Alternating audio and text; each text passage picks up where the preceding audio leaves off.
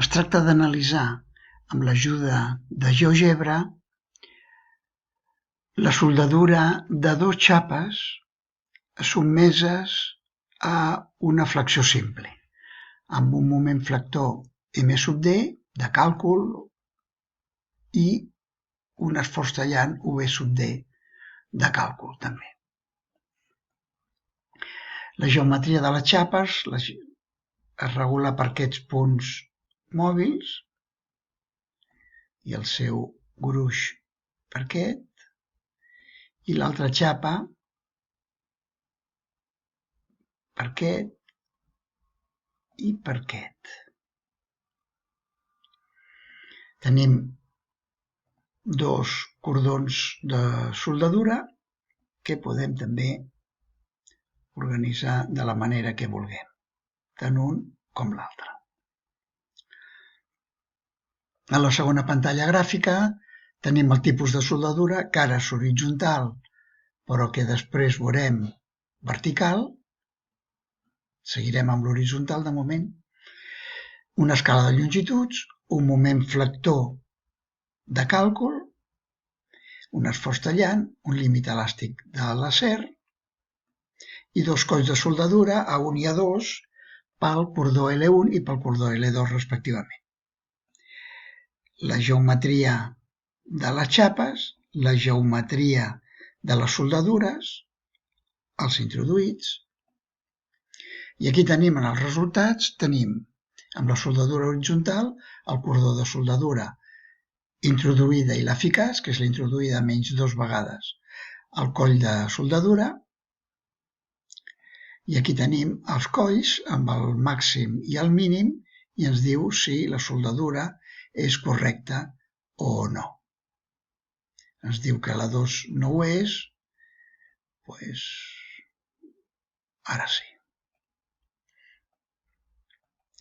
I la posició del baricentre G, que és la G vermella. Com es pot veure, la G vermella es va movent en funció de la geometria dels cordons de soldadura i crea una excentricitat, que aquí es té el seu moment, el moment que produeix aquesta excentricitat,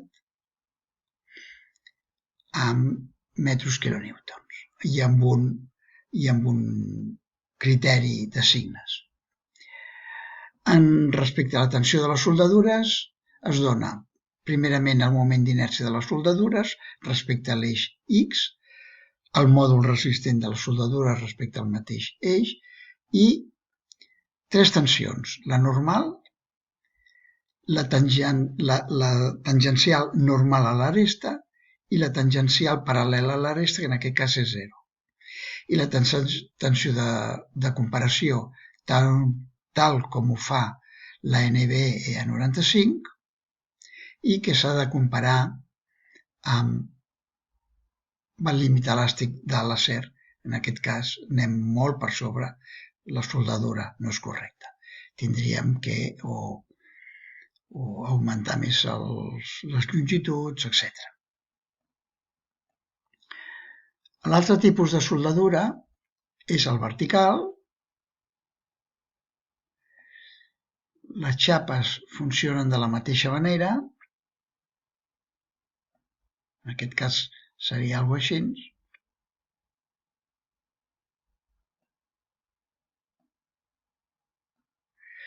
I tot això és el mateix que abans. La silueta dels resultats és diferent, perquè aquí, atès que aquestes soldadures estan sotmeses també a un esforç rasant, s'ha de donar el màxim i el mínim de les longituds. En aquest cas, les dues són incorrectes. Es tindria que mirar aviam què està passant amb els cordons. Potser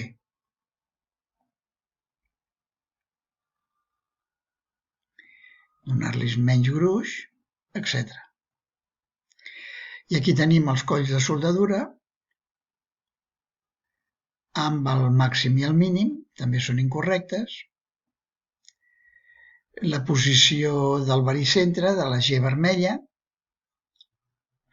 i també tenim aquí els moments d'inèrcia, els mòduls resistents, etc., les tensions, i finalment, igual que en l'altre cas, però tenint en compte que aquí es dona la tensió normal, la tensió tangencial normal a l'aresta, tau sub n, i la tau sub h, que aquí no és 0, i la tensió de comparació 483 amb 394, que ens diu que la soldadura no és correcta. I un moment d'excentricitat també